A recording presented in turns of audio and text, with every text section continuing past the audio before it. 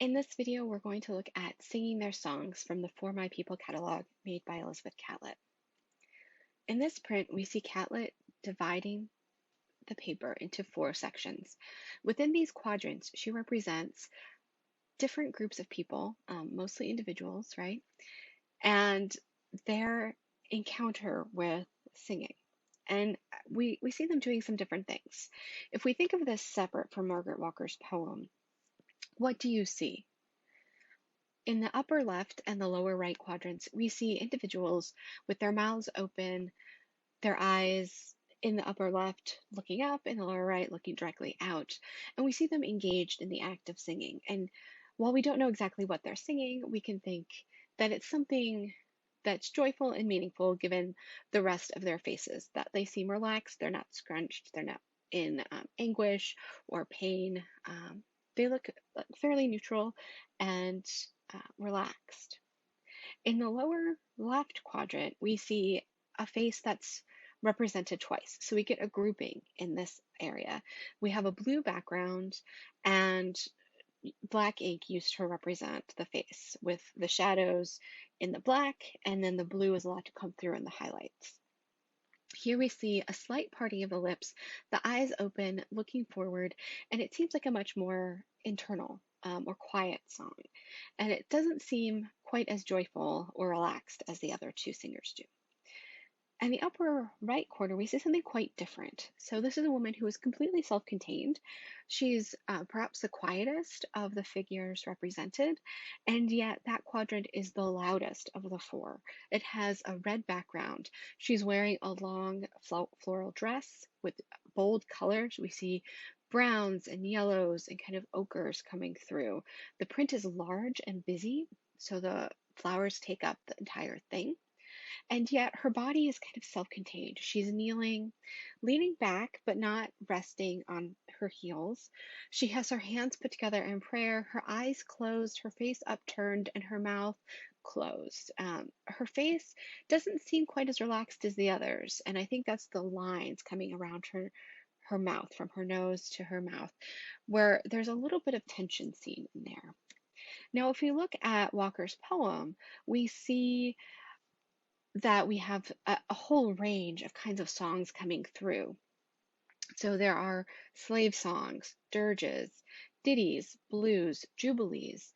And I think how it concludes, the stanza ends with bending their knees humbly to an unseen power. And I think that that is a key moment in both Walker's poem, but also in the way that Catlett chooses to represent it. Now, if you look at some of Catlett's other work, we see that this repetition that we see in the lower left quadrant is something that she does in other prints. And here we have Malcolm X Speaks for Us. This was made in 1969 after Malcolm X had been murdered. And here we have the representation repeatedly of different faces of children or youths. And this representation, the choice of young people and also repeating their faces on the upper register, the middle, and the lower, gives a sense of the hope that Malcolm X presented for their future, and maybe the kind of freezing of that hope with his death. The way Catlett depicts faces is unique. She has an incredibly sculptural quality to her faces. And what I mean by that is we see very full volumes in the faces. So we get the sense that this is, there's a three-dimensionality to them, but also she has very distinct planes. And we can see this, I think, very clearly in this black and white print, Mimi of her granddaughter from 2007. And we see those same kind of very bright highlights and very dark shadows happening in singing their songs.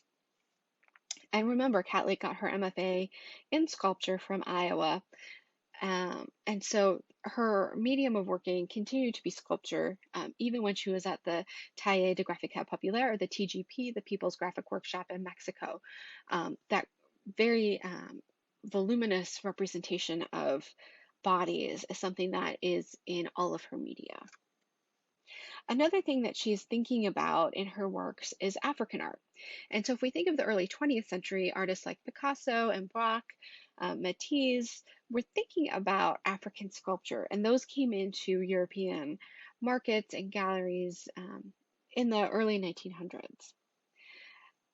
For Catlett, she's engaging with African sculpture in a very different way. And so she calls out artists who are looking at it as picturesque and not thinking about the cultural context in which it's a part, but really just looking at the formal qualities. And so for these masks, a lot of those formal qualities are the lines, the planes of the faces, in some instances, the color, whether that's painted on or the color of the wood or other material used to create it.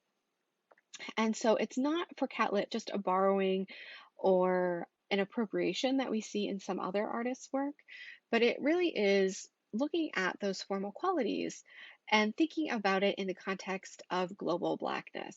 And so for her, it takes on a much more meaningful and direct relationship with her art and the viewer. Thank you.